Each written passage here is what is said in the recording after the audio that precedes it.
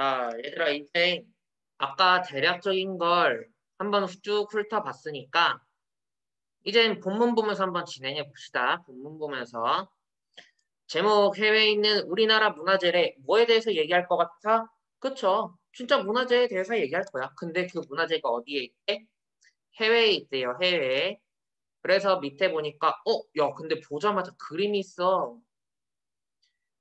그림이 무슨 목류도원도라고 되어 있네? 목류도원도? 아, 이거 유명한 작품이거든. 근데 얘들아, 선생님이 아까 발표할 때 뜬금없이 매체들을 사용한다고 했었니? 아니야. 매체를 쓰면 다 이유가 있어요. 이 매체는 그 중에 뭐야? 그림이네? 그치? 그럼 그 목류도원도 옆에다가 그림이라고 써보자. 그림을 보여주니까 뭘 해? 당연히 뭘 유발해? 흥미를 유발하지. 그쵸? 매체는요, 다양한 효과가 있어. 흥미를 유발해. 또 어떤 건 이해하는 데 도움을 줘. 다양한 효과가 있습니다. 그래서 밑에 보니까, 야, 이번엔 또 차례래, 차례. 차례 동그라미 쳐보자. 차례. 야, 차례를 발표하는 사람도 알고 있는 게 중요하지만, 듣는 사람, 즉, 청중에게도 중요합니다. 왜? 왜 중요할까? 발표의 흐름을 알게 되니까 뭘 할 수 있어? 내용을 알 수 있네? 그럼 우린 또 약간 적극적으로 들어야 돼. 적극적으로 들어야 돼. 그럼 내용을 뭐 하면서 예측하면서 들을 수 있으니까 아, 이런 내용이 이어지겠구나라고 파악할 수 있겠죠. 그럼 밑에 있는 본문을 봅시다. 야, 이거 아까 선생님이 말했던 거. 괄호 안에 뭐가 있어? 큰 목소리로 밑줄. 큰 목소리로 밑줄. 이거 뭔데? 무슨 표현이야? 준언어적 표현이에요. 준언어적 표현 중요합니다. 준언어적 표현 어떤 효과가 있을까? 주의를 집중하겠지. 관심을 유도하겠지.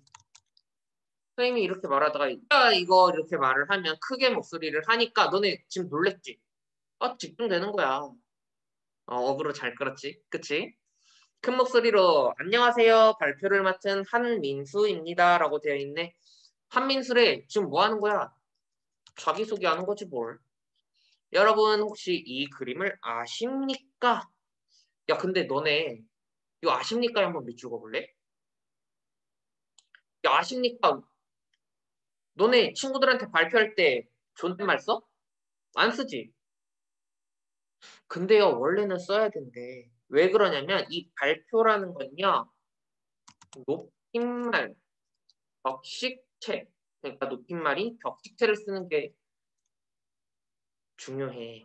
왜 그러냐면 지금 이 발표는요 공적인 말하기거든. 공적인 말하기야. 너네 친구끼리 얘기할 때, 야, 이것 좀 하자. 야, 뭐해? 뭐하냐? 이렇게 말하지. 그건 사적인 말하기라서 그래. 개인적인 말하기라서. 근데 이건 공적인 말하기이기 때문에 높임말 격식체를 사용했습니다. 그러면서 친구들을 바라보면서 잠시 기다린다. 이것도 밑줄 그어보자. 이건 무슨 표현일 것 같아? 준언어적 표현이 아니죠? 그럼 비언어적 표현이지. 왜? 왜? 바라본대. 행동이네, 눈짓이네. 그러니까 비언어적 표현이에요. 조선 초기에 우리나라 화가 안견이 그린 목류도원도입니다. 안타깝게도 현재 이 그림은 일본 덴리대학교 중앙도서관에 소장되어 있습니다. 일본의 중요문화재로 지정되어 있기도 합니다. 그럼 지금 읽은 조선 초기에부터 있기도 합니다까지 괄호로 묶어보자. 괄호로 묶었어요. 야, 그럼 이게 이의 없이 쓴 게 아니거든? 야, 우리나라 사람이 그린 그림이 일본의 중요 문화재로 지정되어 있대. 너네 그럼 왜? 라고 생각하지 않아? 우리나라 사람이 그린데 일본에 가지 않을까? 그쵸? 그럼 또 듣는 사람, 청중의 관심을 유발하는 거죠. 그쵸? 그러고 나니까 왜 우리나라 문화재가 다른 나라에 있는지 궁금하시죠? 라고 하고 있네. 뭐 하는 거야? 질문하는 거네. 질문하면 뭐해? 관심을 끌어요. 흥미를 유발해요. 호기심을 유발해요. 그쵸? 네, 저희 모둠도 그것이 궁금해서 독서 시간에 이와 관련한 책을 읽어보았습니다. 그러면서 해외에 있는 우리나라 문화재에 관심을 가져야 한다는 것을 깨달았습니다. 그래서 이에 관한 발표를 준비하였습니다. 그럼 지금부터 여기 쭉 이렇게 표시해 볼게요. 지금부터 해외에 있는 우리나라 문화재의 현황과 우리나라 문화재의 해외 반출 유형, 해외에 있는 우리나라의 문화재 문제에 대한 대응 방안에 관해 발표하겠습니다. 선생님 여기서 체크를 3개를 할 수 있을 것 같은데 우리나라 문화재 현황이랑 우리나라 문화재의 해외 반출 유형이랑 대응 방안이랑 이렇게 3가지를 체크할 수 있을 것 같아. 이게 뭐였는데? 아까 봤던 발표 차례죠? 그쵸? 발표 순서를 알게 되니까 이제 이러한 내용이 이어질 것입니다. 라고 우리에게 말해주는 거예요. 오케이. 그럼 11쪽으로 넘어갑시다. 11쪽. 11쪽으로 넘어가면 해외에 있는 우리나라 문화재의 현황이라고 해서 요게 좀 중요한 말이다. 풀쳐. 동그라미. 근데 거기가 문화재청이라고 써 있어. 읽어볼래요? 야, 문화재청이라는 건 우리나라 문화재를 관리하는 곳이잖아. 그럼 뭔가 공신력이 있을 거거든. 믿을 만한 곳이거든. 이런 출처를 작성함으로써 뭘 줄 수 있다고 아까 말했어? 신뢰성을 줄 수 있다라는 거 중요한 부분입니다. 신뢰성. 그리고 나서 이 그림을 보니까 총 16만 7,968점이 해외에 있는데 아까 어느 나라에 몇 점씩인지 다다다다다 다 그림으로 표현을 해놨네요. 그쵸? 그럼 옆에다가 이렇게 좀 써볼까? 우리 문화재가 흩어진 모습을 한눈에 파악하게 도와주는 효과를 갖고 있네요. 그쵸? 어떤 발표, 핵심 내용, 중심 내용의 특성을 고려해서 매체 자료를 선정하는 것. 굉장히 중요합니다. 굉장히 중요해요. 얼마나 많은, 이제 읽어보자. 얼마나 많은 문화재가 해외에 있을까요? 화면 3을 가리키며, 이거 또 다시 체크 한번 해볼까? 가리킨데. 그럼 지금 뭐 하는 거야? 손짓하는 거지. 손짓하면 준 언어적 표현이에요? 아니면 비언어적 표현이에요? 비언어적 표현이죠. 그쵸? 문화재 청의 조사에 따르면 약 16만 7,968점이 해외 20개국에 흩어져 있다고 합니다. 여기도 한번 밑줄 그어볼래요? 문화재청의 조사에 따르면 이러한 점이 해외 20개국에 흩어져 있대. 이거 방금 전에 봤던 출처를 말하고 있는데 그쵸? 관련 기관의 조사 결과를 인용했어요. 인용이라는 말도 중요하다라고 말을 했었습니다. 인용하니까 또 뭐야? 아까 출처 표현한 거랑 똑같아. 신뢰성을 높이죠. 그쵸? 계속 갑니다. 하지만 실제는 이보다 훨씬 더 많은 문화재가 해외에 있을 가능성이 큽니다. 이 문화재들은 어떻게 해서 해외로 나가게 된 것일까요? 우리 문화재의 반출 유형 이거에 대해서 이제 2가지 말합니다. 이거는 2가지로 나눌 수 있습니다. 힘줘 말했다. 힘을 줘서 말했다. 그럼 비언어? 준언어? 언어? 뭐야? 준언 언어적 표현이죠. 그쵸? 심지어 말했대. 그래서 첫째, 불법적으로 반출됐다. 약탈, 절도 등이 해당한다. 이거 어제 했던 건데. 설명 방법 중에 우리 뭐에 예시가 있었네. 예시. 지금 내가 말한 게 예시죠. 예시 약탈 정도. 불법적 반출의 예시가 약탈 절도예요. 우리 문화재의 반출 유형 두 번째, 이번엔 합법적으로 반출된 경우가 있대.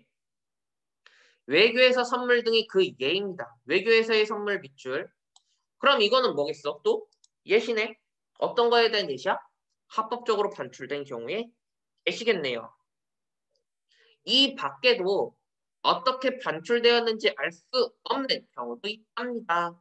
자, 그럼 얘들아, 이 글을 지금 옆에 있는 그림으로 표현했거든? 어때? 이런 줄글을 그림으로 표현하니까 한눈에 보기 쉽죠? 그쵸? 어떤 내용에 따라서 어떤 그림을, 어떠한 그래프를, 어떠한 사진을 등등 쓰느냐에 따라서 전달 효과는 커집니다. 전달 효과는 커져요. 자, 대응 방안 보겠습니다. 이제 해외에 있는 우리나라 문화재에 관해, 문제에 관해 우리는 어떻게 대응해야 하는지 살펴보겠습니다. 라고 나와 있습니다. 요게 발표의 핵심 내용이에요. 대응 방안에는 문화재 환수 첫 번째, 현지 활용 두 번째 이렇게 있대. 대응 방안 첫 번째, 대응 방안 두 번째네요. 먼저 해외에 있는 문화재를 국내에 다시 가져오는 방법, 즉 환수 방법에 관해 말씀드리겠습니다. 여기부터 쭉 밑줄 쳐보자. 정부 간 교섭을 통해 돌려받기, 기증받기, 대여받기, 구입 등의 방법이 있습니다. 자, 요거요. 문화재 환수의 방법들이거든요. 4개 있네. 그쵸? 근데 그 4개 여기 옆에 나와 있죠? 그쵸? 12쪽으로 넘어가 볼게요. 방법이 있습니다. 조금 더 자세히 말씀드릴게요. 검지를 들어 올린대요. 검지를 들어 올려 행동이네. 그럼 무슨 표현? 비언어적 표현이죠. 조금 더 자세히 말씀드리는데 더 설명한다는 거네. 그럼 뭘 더 잘할 수 있을까? 이해를 더 잘할 수 있겠죠. 한수 방법 가운데 첫째는 여기 밑줄 정부 간 외교 교섭을 통해 돌려받는 방법. 이게 문화재 환수 방법 첫 번째겠죠. 그쵸? 실제 사례가 있습니다. 사례가 있대. 한일 기본조약이 체결된 다음 해인 1966년에 일본으로부터 우리 문화재 천여 점을 돌려받은 것, 2011년에 일본 왕실에 관계된 사무를 담당하는 일본 국내청에 보관되어 있던 조선 왕실 관련 도서 천여 점을 돌려받은 것이 대표적인 예입니다. 어? 이거 뭐야? 그럼 무슨 방법이 쓰였어 또? 사례네, 사례. 문화재 환수 방법, 정부 간의 외교 교섭을 통해 받은 예시, 사례네요. 그쵸? 둘째, 기증받는 방법이래.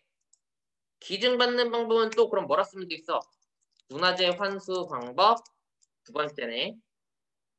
1966년에 경남대학교 박물관이 일제강점기의 총독이었던 데라우치가 수집한 문화재 가운데 일부를 일본의 한 대학에서 기증받은 것이 대표적인 예입니다. 또 뭐예요? 기증받은 방법의 사례, 예시죠. 그쵸? 자, 그럼 밑에 있는 거 그림을 보면 얘들아, 이 기증받기, 대여받기, 구입 이렇게 그림이 있는데 이거요. 문화재 그 환수받은 문화재, 그러니까 돌려받은 문화재 사진이거든요. 이것들을 너네한테 보여줬어. 우리한테 제시해줬어. 그럼 어떤 효과가 있을까? 청중이 뭘 유발해? 흥미를 유발하겠다. 그쵸? 그 다음에 또 뭐 할 수 있을까? 청중이 이해하는 데 도움을 주겠죠? 청중이 이해하는 데 도움을 줄 겁니다. 그쵸? 마지막 셋째.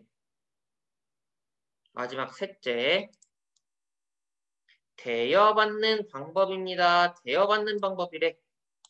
야, 우리 건데 대여받아야 되는데. 그쵸? 근데 이게 뭐냐면 2005년에 외관 수도원이 독일의 한 수도원에서 영구 대여의 형식으로 들어온 겸재정선 확첩이 이 방법으로 우리나라에 들어온 대표적인 문화재입니다라고 끝났어. 이것도 뭐야? 사례. 예시네. 그럼 대여받는 방법 뭐였어? 문화재 환수 방법 세 번째였네. 그쵸? 자, 그러고 나서 봅시다. 영구 대여라는 건 다시 안 돌려줘도 된다는 거죠. 그쵸? 마지막으로 공공기관이나 개인이 구입해 들어오는 방법입니다. 이거 밑줄. 이거 그럼 마지막으로 뭐 있어? 문화재 환수 방법 네 번째겠네. 그쵸? 임진왜란 때 진주 대첩을 승리로 이끈 김시민 장군에게 선조가 내린 김시민 성무군신 교서가 대표적인 예입니다. 라고 나와 있네요. 또 얘야? 또 얘? 그럼 뭐겠어? 사례.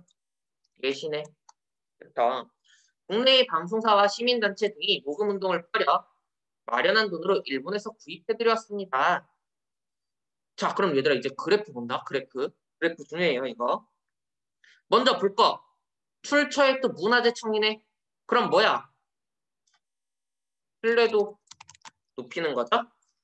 근데 이 그래프 보면 얘들아 2008년, 2016년 있는데 2008년까지는 7,466점이고요.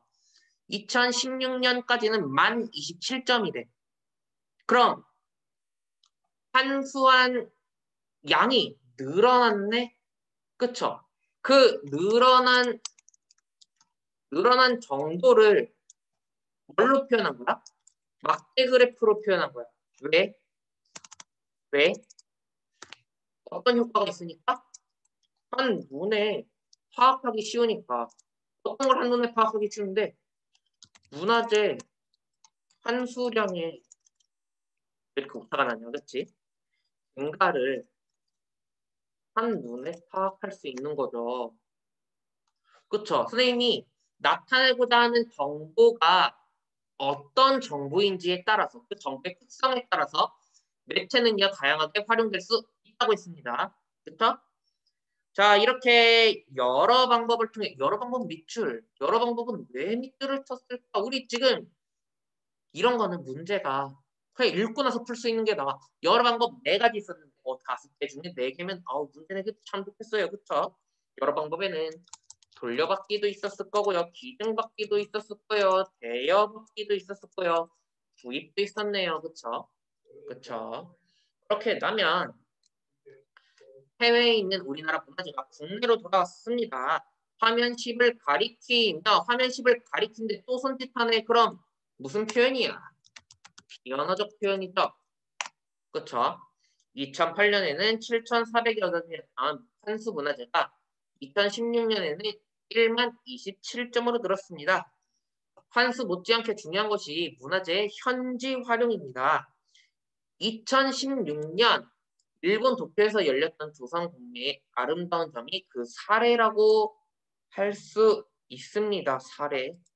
또 예시네. 그쵸? 현재 우리나라에서는 이러한 일이 더 많이 생기도록 여러 가지 노력을 하고 있습니다. 여기부터 또 할게요.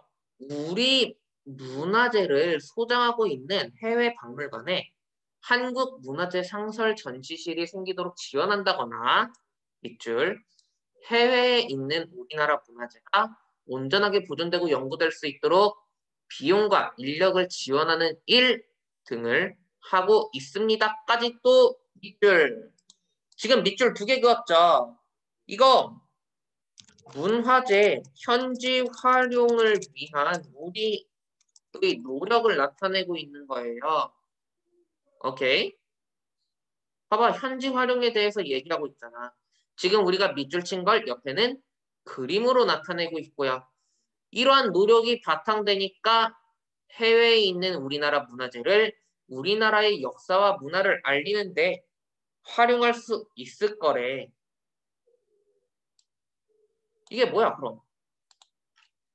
결국 문화재를 현지 활용하는 것에 의의겠죠. 그쵸? 문화재 현지 활용의 의의예요. 역사와 문화를 홍보할 수 있대. 이게 의의네. 그런 그림에 나온 거는. 그쵸? 여러분! 야, 이제부터 끝이거든? 발표해도 끝이 있죠. 여러분, 지금까지 해외에 있는 우리나라 문화재의 현황과 우리나라 문화재의 해외 반출 유형, 그리고 해외에 있는 우리나라 문화재 문제에 대한 대응 방안을 살펴보았습니다. 야, 여태까지 했던 거 지금 뭐 하고 있는 거야? 뭐 하고 있는 거야? 마지막에 요약하는 거야? 정리하는 거야? 그쵸?